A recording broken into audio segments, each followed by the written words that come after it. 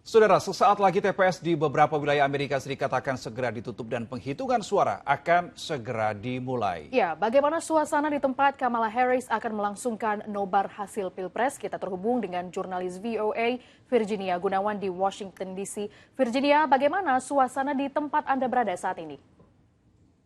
Ya, rekan-rekan, kalau bisa Anda lihat di belakang saya saat ini adalah antrian para warga yang mendapatkan tiket untuk nonton bareng dengan Kamala Harris dalam kesempatannya untuk melihat hasil dari Pilpres kali ini. Panjang antriannya ini ada sekitar setengah kilo, dan saya melihatnya mereka dari tadi itu sekitar 1 jam yang lalu sudah mulai mengantri untuk mencoba masuk ke dalam Howard University, tempat di mana akan dilakukannya nobar itu nanti.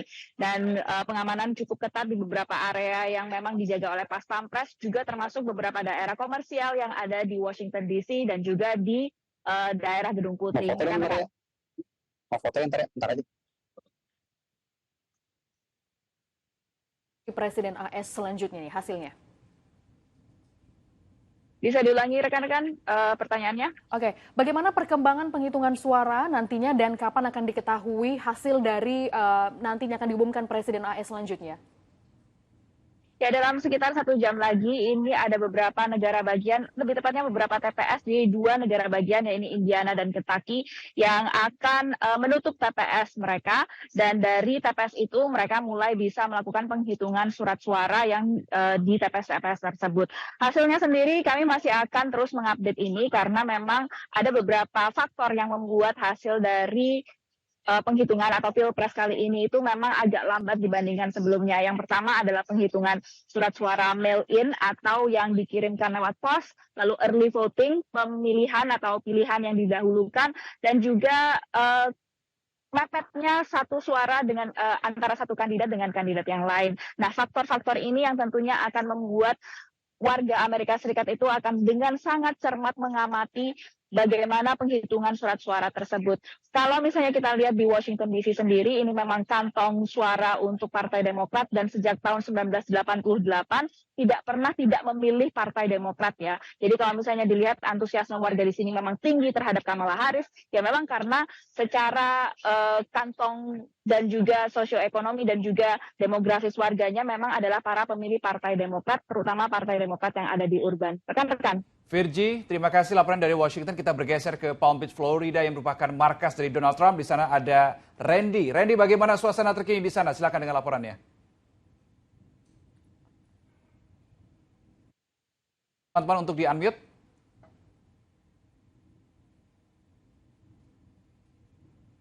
Iya, maaf tadi ada kesalahan sedikit. Berbeda sedikit dengan kondisi di Virginia Gunawan tadi ya di Washington DC. Kalau misalnya saya laporkan dari markas kampanye pemenangan Donald Trump, di belakang saya ini cenderung landai karena memang titik-titik kritisnya belum sampai puncak nih, karena kita masih menunggu penutupan polling station alias TPS di Florida yang baru akan ditutup pada pukul 7 malam. Nah, sekedar informasi, separuh dari negara bagian Florida ini ada zona waktu yang berbeda.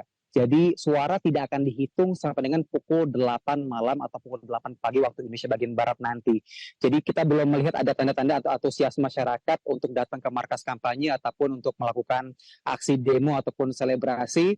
Yang sejauh ini kami bisa sampaikan di kawasan ini adalah kedatangan Donald Trump dengan iringan-iringan barikade Secret Service atau Pas Pampres sekitar pukul 5 sore hari tadi. Jadi kondisi saat ini Donald Trump ada di dalam, namun kita belum bisa mengetahui agenda apa saja yang akan dijalani oleh tim kampanye Donald Trump. Donald Trump sendiri sudah menggunakan hak pilihnya bersama dengan sang istri di kawasan Palm Beach sekitar pukul 11 siang hari tadi.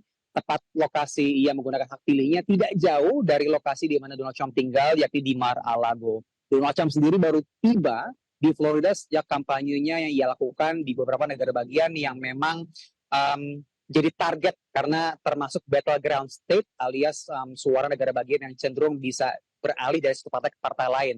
Trump tiba di Florida pada pukul 2 pagi hari tadi dan langsung beraktivitas pagi harinya untuk melangsungkan agenda Pilpres.